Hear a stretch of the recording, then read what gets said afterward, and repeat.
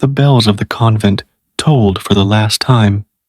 Their iron tongues shivered against the mountain wind, spilling echoes over the olive hills of Thessaly, a land already tasting of smoke. Inside the crumbling chapel, beneath frescoes cracked like old wounds, 22 women prayed in whispers. Their lips moved in rhythm with the candlelight, though each knew the candles would die before the sun did. Beyond the walls, the horizon glowed red, not with dawn, but with conquest. Ottoman banners shimmered like burning silk against the evening haze. No riders came from nearby towns. No soldiers remained to guard them, only wind, silence, and the certainty of what was coming. At the altar stood their abbess, Sister Eleni of Lissa. Her hands trembled around a silver crucifix older than the empire itself. She spoke softly, her Greek accent turning each word into a prayer and a warning. "If they breach our walls," she said, "keep your vows inside your hearts. Let no one steal what cannot be touched." But she was wrong. Steel can reach deeper than flesh. Terror can hollow the soul. When the first stones of the convent gate shattered under cannon fire, the mountain shook, as if God himself turned away.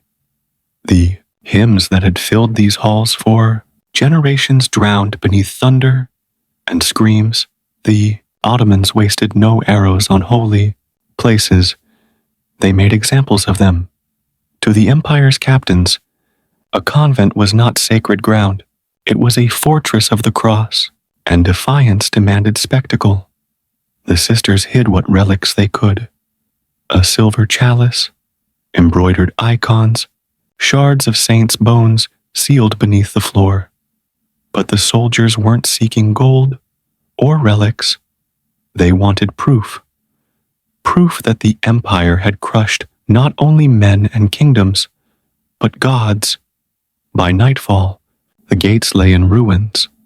The survivors were herded into the courtyard, the moonlight turning their white habits into ghosts. The smell of ash filled their lungs. They were told they would be taken before the Pasha, a promise that meant nothing. Then, something happened the conquerors hadn't planned. As torches flared, the soldiers waited for screams. Instead, they heard singing. Faint at first, then rising. A single voice became 20 Agnus Dei, qui tollis peccata mundi, Lamb of God, who takes away the sins of the world. The hymn trembled, but did not break. The captain, seasoned by sieges, stood frozen, unsure whether to mock or to silence them. When the chanting ended, he ordered the abbess forward. Eleni still clutched her crucifix, blackened with soot. "Renounce your God," the captain said. "Accept ours, and your sisters will live." She looked at the flames, eating her chapel, and whispered, "I have already given my life." "What else can you take?" The captain turned away. He had no answer. What followed was never written in full. Ottoman chronicles mention only discipline for those who refused, reason. But European letters later spoke of a night so brutal that even priests refused to record the details. By dawn, the convent was ash. The bell tower, their last cry to heaven, melted into coin. The cross atop it was shipped east as a trophy. Yet among nearby villages, rumors spread. They said that when the wind swept through the ruins at night, one could still hear women's voices, not crying, but praying. The fire had barely died when the march began. 22 women in torn habits were driven south toward the coast, wrists bound with rope, ankles bleeding from the stones. The Ottomans did not see prisoners. They saw symbols, proof that even holy walls could fall. For 7 days they walked beneath a pitiless sun.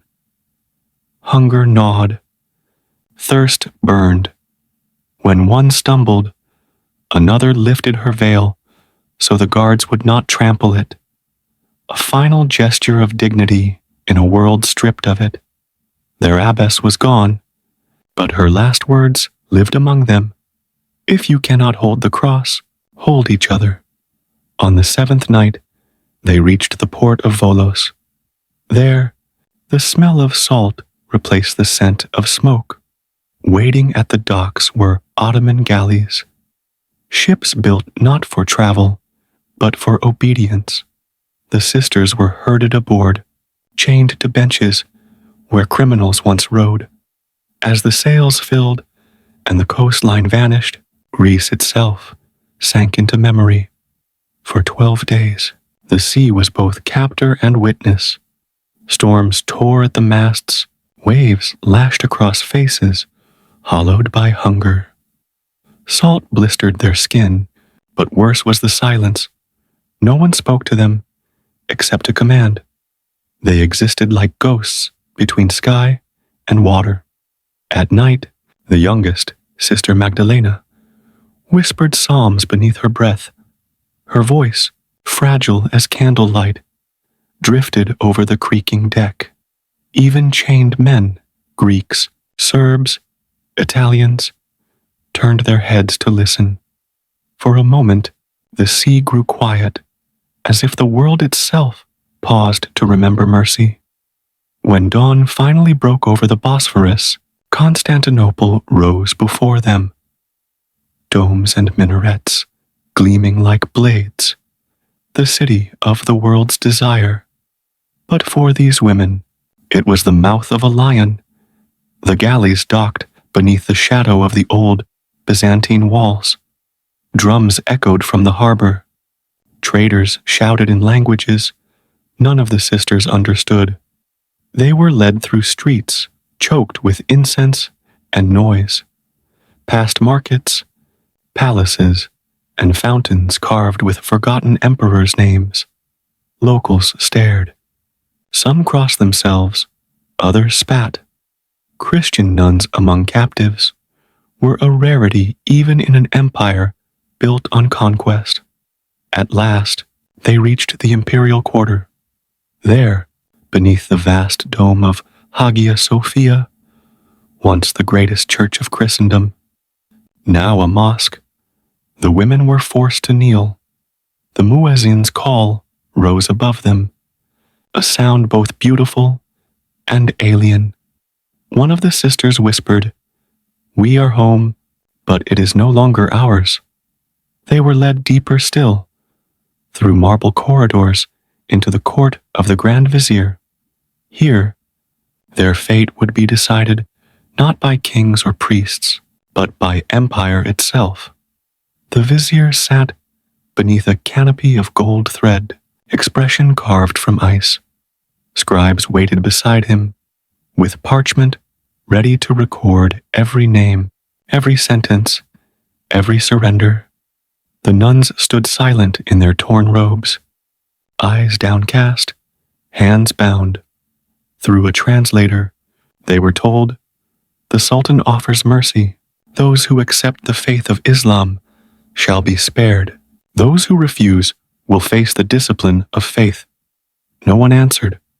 Then, from the back of the line, an older sister stepped forward, Sister Darius, white-haired and hollow-eyed. She bowed, not in submission, but in sorrow. "You may rename us," she said softly, "but you cannot rewrite the prayers we carry." The translator hesitated. When he repeated the words, the Vizier's face remained unreadable. Only his hand moved, a flick of the wrist, and the guards dragged them away. Not to execution, to something far worse. Beneath the gardens of Topkapi Palace, the empire kept a labyrinth of stone halls where light rarely entered. There, the sisters would serve, not as martyrs, but as servants. Their faith would not be crushed in a moment. It would be buried alive. And so their second captivity began, in silence, darkness, and endurance. Beneath the gardens, where tulips swayed and fountains sang, the empire hid a different world. There, in a maze of stone halls, smelling of lime and smoke, daylight vanished. The Ottomans called it the lower chambers of Topkapi, a place for those the Sultan neither pardoned nor killed. For the 22 sisters of Thessaly, it was to be their eternity. The guards marched them down a spiral stair, where torches hissed in the cold. Every footstep echoed, like the closing of a door. When the last flame disappeared behind them, the sound of the city died too, replaced by the slow breathing of the earth. They were stripped of their habits, the soft wool replaced by coarse brown cloth that scratched their skin. The veils that had marked them as brides of God were piled like rags in a corner. To the empire, they were no longer nuns, only servants without names. Each woman received a number etched on a thin copper tag. They were told they would clean floors, polish brass, wash garments for those who dined above. Service, the overseer called it, is the mercy of the Sultan. But mercy in darkness has sharp teeth.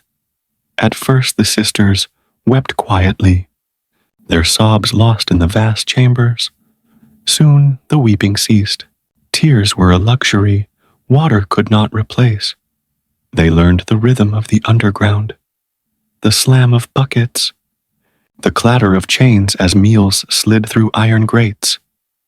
Hunger dulled their bodies, but not their faith.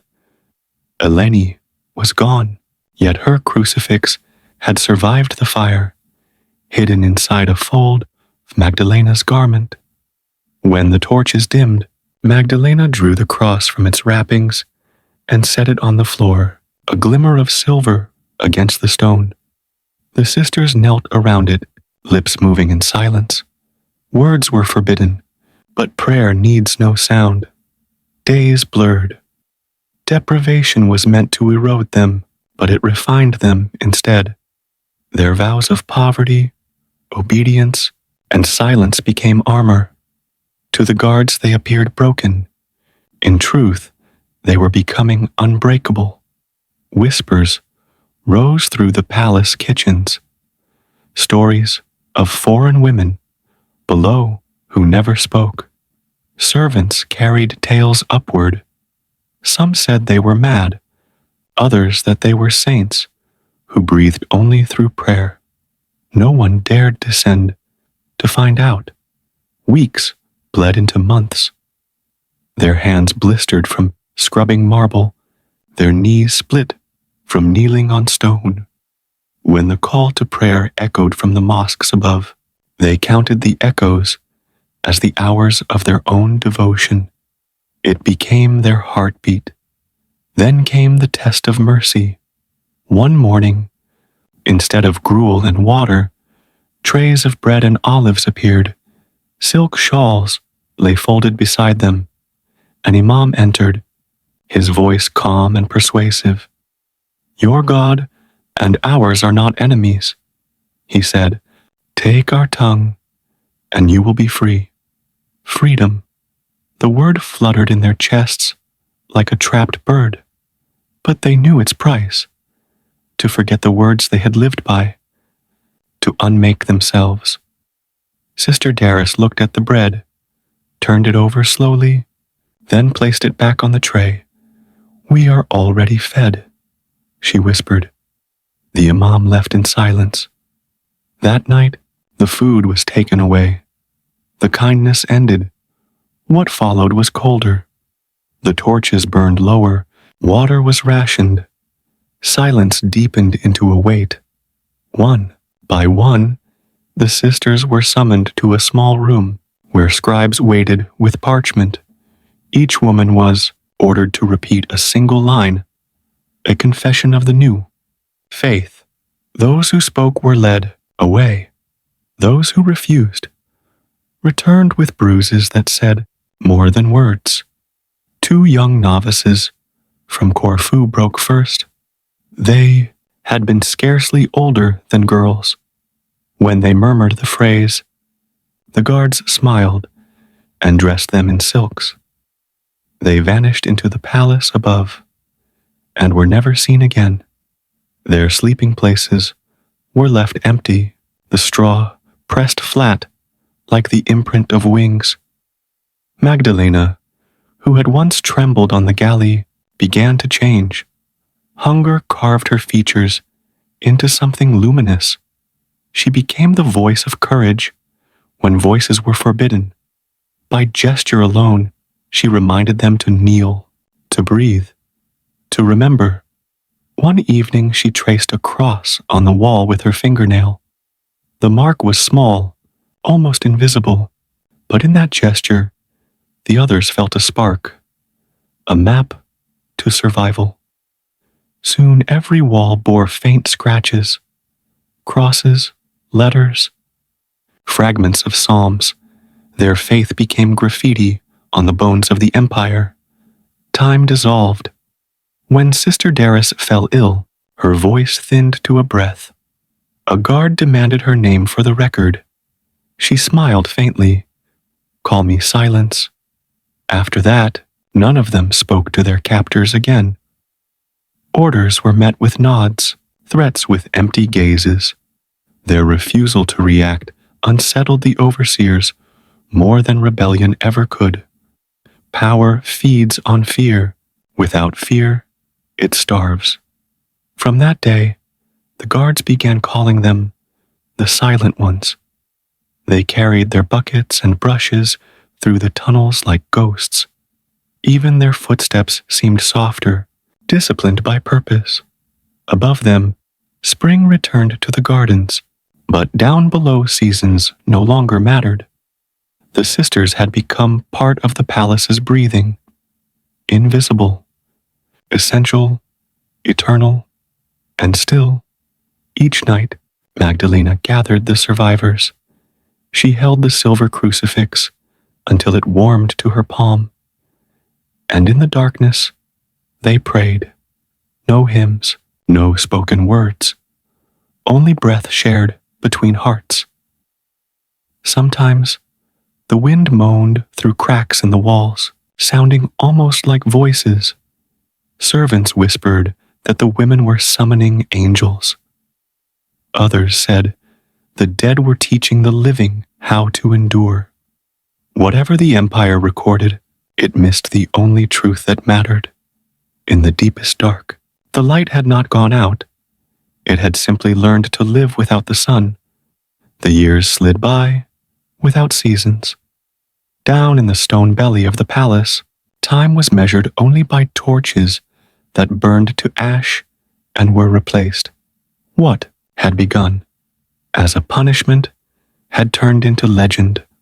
The guards who once mocked the Silent Ones began to cross themselves before passing their corridor. Even in the empire's most rational court, superstition crept like ivy. Above ground, sultans changed, viziers fell, wars rose and ebbed. Below, the women endured, ageless, almost invisible. The youngest, Magdalena, had grown into something both fragile and unbreakable. Her face carried the calm of marble saints. Her eyes the fire of things refused to die. One evening, the air shifted. Boots clattered. Torches flared brighter than usual. A new overseer descended. Young, ambitious, eager to prove obedience. He saw the sisters as a stain on the empire's pride. "Silence is treason," he said. "They will learn to speak." For days, he increased their labor.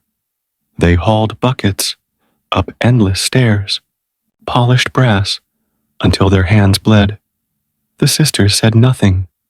Their silence was a blade the overseer could not dull. In frustration, he ordered the crucifix taken from Magdalena.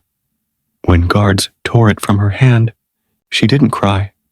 She only looked at him with such steady sorrow that he struck her face to end his own unease. Blood marked her cheek, bright as a seal. The crucifix was locked in the treasury, but the next morning, the mark on her face was gone. Washed clean, some said. By tears, no one saw. Rumors spread again through the palace. Some said she had healed by miracle. Others whispered she was a witch. The overseer grew fearful and demanded transfer. Within a week, he vanished, sent to some distant frontier post. The sisters did not rejoice. They simply went on cleaning the floors. Faith to them was not vengeance, it was endurance. One night, during a feast above, a fire broke out in the kitchens. Smoke poured through the vents, choking the lower halls. Guards fled, leaving the women locked behind iron gates. When the ceiling cracked and embers rained down, Magdalena seized the iron ladle she had used for years. With blows that split her palms, she broke the lock. The sisters stumbled into corridors, lit red by flame. They could have escaped into the city, yet they turned instead toward the storerooms, dragging buckets to smother the fire. When dawn came, half the palace was blackened, but the Sultan's private chambers were untouched. Servants told the story until it reached the throne. The foreign slaves who saved his house. The decree arrived within a day.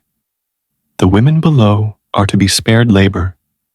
They may walk the gardens once each week. For the first time in years, the sisters saw sunlight. It hurt their eyes, but it also fed their souls. They touched the grass like pilgrims, touching relics.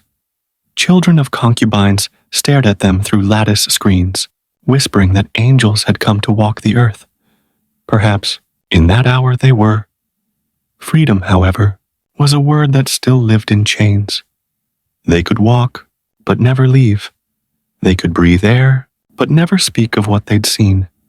Each Sunday, they returned underground as willingly as they climbed out. Because duty, once chosen, is harder to abandon than captivity. Magdalena kept a piece of the burnt ladder that had freed them. She carved on it a single line in Greek. Light remembers, even through stone. The sisters placed it beside the crucifix when, years later, the treasury opened its gates again for cataloging. No one noticed the small plank among the jewels. No one understood it but them. Then history itself shifted. The empire began to tremble. Rebellions flickered like candles in wind. Among the prisoners brought to the palace were Greek revolutionaries, young men with chains on their wrists and songs on their tongues. Through a vent in the floor, the sisters heard them singing of liberty, of the cross, of home. Tears streaked faces long dry. They had forgotten the sound of courage spoken aloud. That night, Magdalena prayed differently. She did not ask for mercy, she asked for meaning. If endurance was their offering, then perhaps their suffering could still serve. She took the crucifix once more, kissed it, and whispered a promise no one else heard. The next morning, she approached the guard who brought their water. In halting Turkish, she said, "There are men above who fought for our homeland. Let me carry water to them." The guard hesitated, then shrugged. One act of kindness in a city of orders seemed harmless.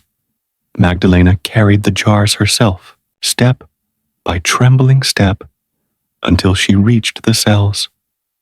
Through the bars, she saw the faces of those who still believed Greece could rise again. They recognized her robes, her quiet strength, and bowed. No words were exchanged, but the sight was enough. Faith passed between them like flame from one candle to another. Weeks later, the prisoners were gone, executed, exiled, erased. But rumors began to spread in the markets. A phantom woman in white had been seen near the cells, bringing water to dying men. She vanished each time before the guards could reach her. They called her the Nun of the Fire. When Magdalena heard, she only smiled.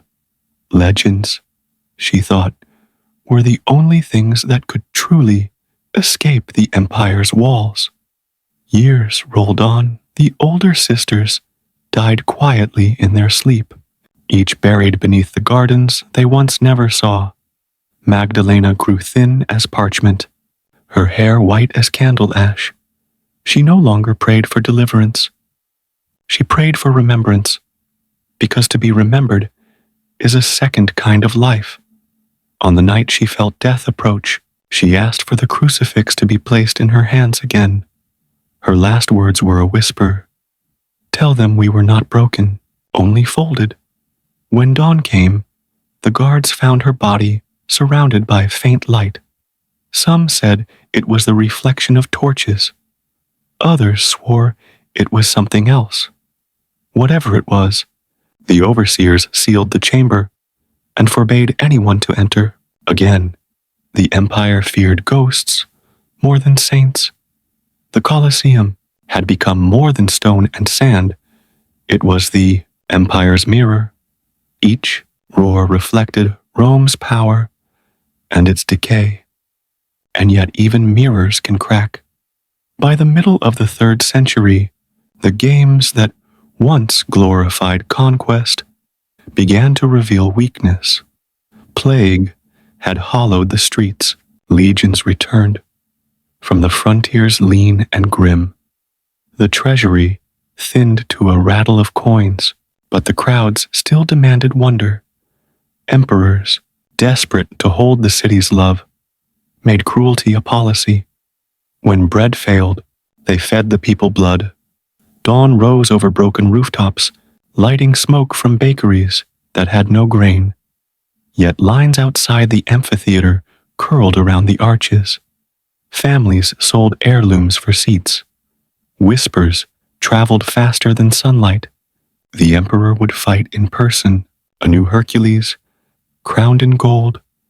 No one wanted to miss the day. Rome blurred the line between ruler and spectacle. Trumpets rolled like thunder through the corridors. The emperor entered the arena not in purple, but in armor hammered to a blinding sheen. He lifted a sword and called himself the champion of Mars. The crowd trembled with adoration. For them it was salvation, proof that gods still walked in human shape. For the Senate, it was humiliation, engraved in daylight. His opponents were not equals. They were crippled veterans, actors dressed in skins, slaves trained to fall. One swing, one cheer, one shower of petals, an illusion of danger with real blood. The emperor basked in it, soaking the sand with staged triumphs until the sun itself seemed embarrassed. After the show, he bathed in milk and rose petals, while priests read omens of victory. Outside the palace walls, beggars fought over stale crusts, tossed from banquets. The same light that gilded marble also revealed rot. The empire's heart still beat, but it beat in fever. In the years that followed, the games darkened. Executions replaced duels. Skill cost money the state no longer had. The condemned filled the schedule.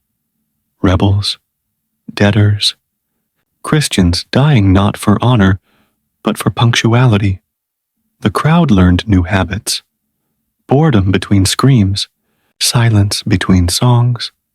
A historian wrote that the games had become a machine fed by despair. It consumed men, beasts, and coin, and produced only a heavier quiet. Then the earth began to speak. An earthquake cracked the outer ring. Statues slid and shattered. Stone gods that once watched proudly over the arena toppled face first into dust. Repairs were made, not repentance. Rome did not believe in guilt. It believed in endurance. One winter, the snow fell thick enough to muffle even rumor. The Colosseum stood empty for weeks, its arches veiled in frost. A handful of slaves kept fires burning under the hippodrome so gears would not seize. They swore they heard whispering in the tunnels, voices older than empire, breathing among the ashes. They told no one. In a city of certainties, superstition was safer than truth. When the thaw came, the gates opened again, but something had changed. The crowds were smaller. Cheers sounded brittle, as if yelled through cracked pottery. The empire had stretched too far and begun to fray. Provinces simmered, borders burned. The amphitheater still echoed, but it was an echo of an empire speaking only to itself. A reforming ruler tried a different medicine. He trimmed the blood, added music, poetry, chariot races, without maiming.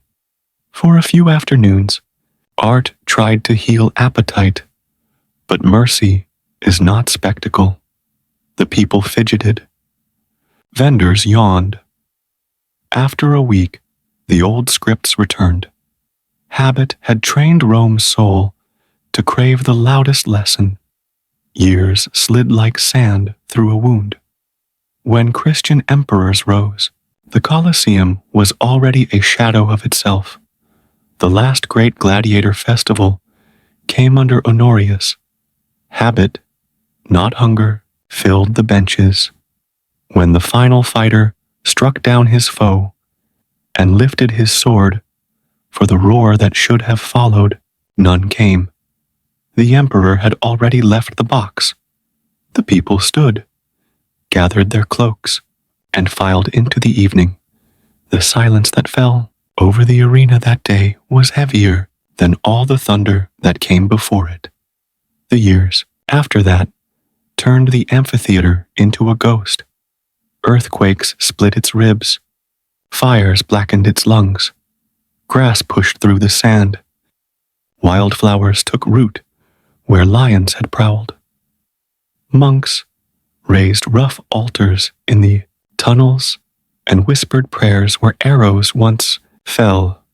Merchants quarried blocks to build palaces and churches. Rome, recycling. Rome. The empire that birthed the Colosseum died, but the skeleton remained. Half monument, half wound.